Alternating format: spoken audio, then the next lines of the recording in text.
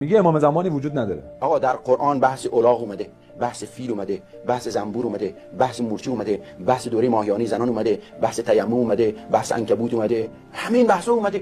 این بحثای پیش پا افتاده که جز مسلمات نیست اومده. بحث مهدی فرزند حضرت حسن عسکری که جز مسلمات نیست نیومده. بعدم میگه آقا مهدی فرزند حضرت حسن عسکری از خرافات، نه که مسلمات، از خرافات، سوپر خرافاتی که به اسلام منسوب شده. حل شد؟ چون خدا فهمید که این برای دین مردم ضروری نیست و یه خرافات هست که آخوندا بهش اعتقاد دارن فرزند حضرت حسن عسکری، به همین خاطر ایران. بسیار خوب، این کلیپ رو من توضیح میدم و مثل کلیپ‌های قبلی میگم که این جماعت از چی عصبانی و ناراحت هستن، داره آدرس غلط میده. خب ببین، اولا شما به من بگو ببینم کی گفته که مسائل مهم و ریشه‌ای در قرآن است و هر چیزی که در قرآن نیستش مسائل مهمی نیسته؟ از کجا میگی که هر چیزی که توی قرآن باشه مهمه ولی اگر از کلام پیامبر باشه اهمیت نداره و مهم نیستش؟ اگر اینطوره، نمازی که تو میخونی و 2 رکعت هستش، کجای قرآن گفته نماز صبح 2 رکعته؟ کجا گفته یه دونه رکوع 2 تا سجده؟ هم خود اهل تسنن یا شیعه یا وهابیت هر جای دیگه کجای قرآن گفته؟ هیچ جا نگفته.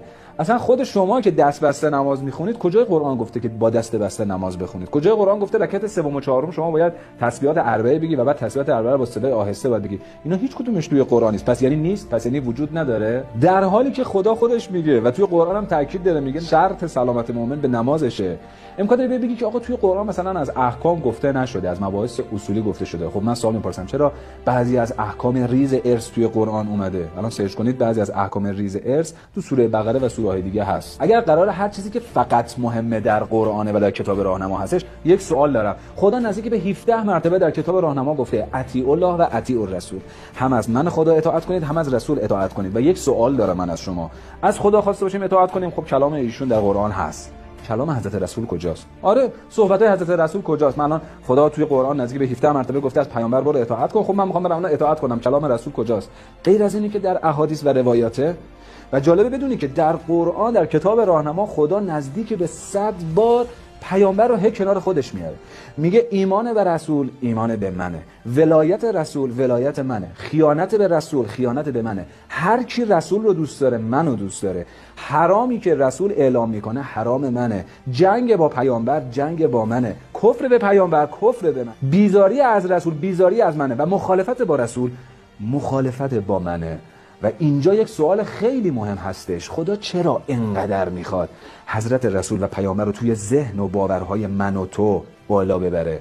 میخواد اینو بگه که توی کتاب راهنما داره در آیه 64 سوره نحل میگه ای پیامبر، هر جایی که مردم به اختلاف خوردن در رابطه با قرآن و یا هر چیز دیگه، این تو هستی که باید بیای وسط و اختلاف ها رو حل کنی. یعنی خود قرآن میگه که من محتاج به بیان پیامبر هستم، لتبین للناس، یعنی تو پیامبر باید بیای اینو تبیین کنی و جا بندازی برای مردم. هر جایی هم اختلافی شد تو بیای اختلاف ها رو باز کنی. حالا اگر خواسته باشیم بریم سراغ روایات و احادیثی که در رابطه با حضرت مهدی هستش در میان تشیع و شیعیان که خیلی داریم، من میخوام برم سراغ کتاب اهل تسنن.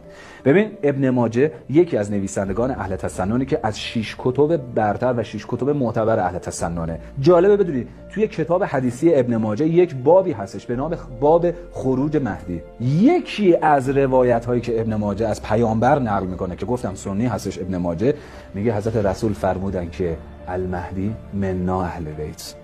و بعد امکان داره یک کسی بگه آقا این مهدی با اون مهدی فرق میکنه، دقیقاً مثل جریان عید قدری که میگن آقا ولایت این ولی اون باباشه این عموشه و فلان فرق میکنه. خود ابن ماجه باز روایت دیگری داره که میگه مهدی من ولد فاطمه، یعنی حضرت مهدی از سلاله و از فرزندان حضرت زهراست و قیام خواهد کرد. یکی از کتب معتبر دیگه اهل تسنن صحیح مسلمه که درش روایتی هستش از پیامبر اکرم که حضرت رسول میفرماید در آخرالزمان وقتی حضرت مسیح میآید به حضرت مهدی میگوید که شما جلو بایستید و من به شما اقتدا میکنم. یک پیامبر که اولوالعزم جایگاه بسیار بالایی داره حضرت مهدی را شناخته که چه جایگاه رفیعی دارد که میخواد به او اقتدا بکنه. و اما اون چیزی که ایشون خیلی ازش عصبانیه و داره آدرس غلط به شما میده، میدونی چیه؟ باز هم روایتی از ابن ماجه که مال اهل تسننه، روایتی از پیامبر که حضرت رسول میفرمایند مردمانی از مشرق قیام میکنند و مقدمات ظهور حضرت مهدی رو فراهم میکنن. چیزی که رفیق اینا خیلی ازش میترسن، چیزی که اصلا به مذاق اینا خوششون نمیاد. البته یه نکته رو بگم، عزیزانی که شیعه هستید، عزیزانی که سنی هستید، ما دوتا تفکراتمون در رابطه با حضرت مهدی تقریبا یکیه. اینها نه شیعه‌ان نه سنی‌ان. یعنی ما این جماعت اصلا سنی نمیدونیم. اهل تسنن هم به اهل بیت ارادت دارن و محب اهل بیتن و هم حضرت مهدی رو قبول دارن. فقط یه اختلافی داریم که ما میگیم حضرت مهدی حی و زنده هستن، اهل تسنن میگن که نه، به دنیا می آید و بعد قیام میکند و حکومت جهانی دارد.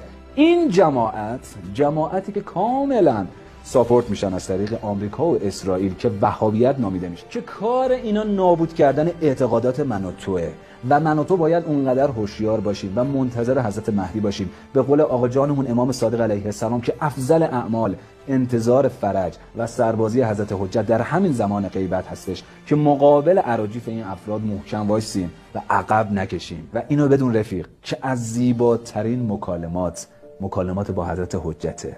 تا حالا برنامه‌هات ارائه کردی با امام زمان، مشکلاتت رو، اهدافت رو، خوشبختیت رو، شکستات رو، از خوبی و بدی و یک بار نیمه شب با حضرت مهدی خلوت کن و با آقا جانمون مثل یک رفیق صحبت کن. ببین چه حس نابی داره که تمام وجودت پر از شور و شعف میشه و متوجه میشی که یک کسی هست که داره صحبتتو میشنوه. رفیق، مثل یک فانوسی که توی دل شب، توی تاریکی مطلق، توی یک سرمایی که هر لحظه ممکنه یک بادی بیاد و اون فانوس رو خاموش کنه، محکم باش و این فانوس دلت رو حفظ کن که نگذار از بین بری و توی این دل شب خودت رو نگه دار. امیدوارم یه روزی بیاد که هممون صبح یک جمعه صدای انل مهدی رو بشنویم. امیدوارم که هممون سرباز حضرت حجت باشیم. یا علی مدد.